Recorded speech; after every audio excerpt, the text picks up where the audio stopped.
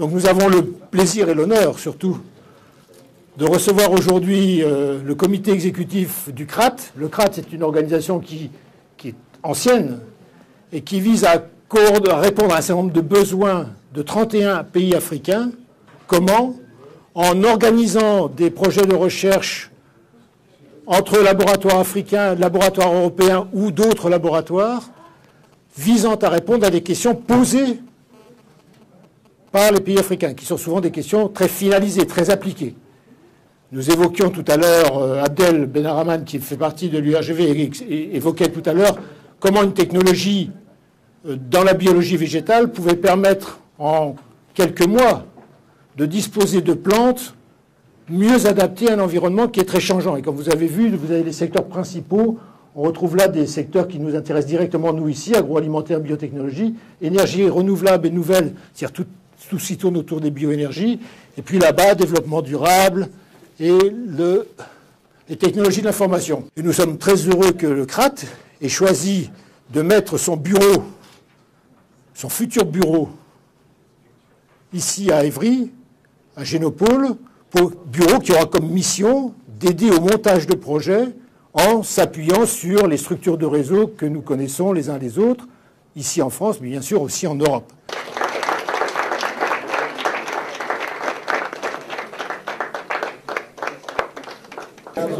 On est déjà une institution intergouvernementale créée par 31 pays membres. On représente le continent africain.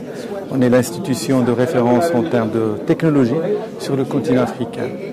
Donc on est venu ici pour lancer un partenariat phare entre le CRAT et la Génopole, et à travers la Génopole, bâtir une collaboration sur le continent européen dans le domaine de la science et technologie.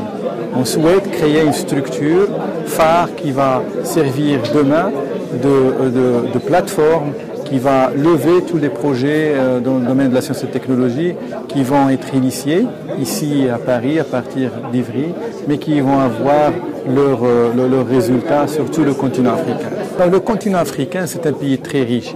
Il y a énormément d'efforts qui est fait par le gouvernement respectif des pays africains pour développer le continent. Comme vous le savez, que la science et technologie, c'est le pilier essentiel du développement de tous les autres volets, l'économie, le social et aussi la culture.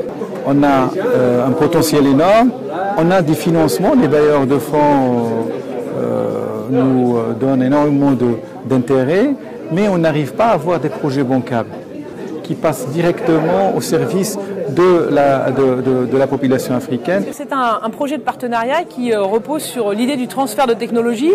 On a parfois une vision négative du transfert de technologie, mais le transfert de technologie, s'il est organisé dans une logique de réciprocité et de solidarité, c'est quelque chose de très utile. Au fond, c'est le partage de la connaissance et de l'intelligence, et c'est ce qu'on a envie de faire ici avec nos amis du CRAT.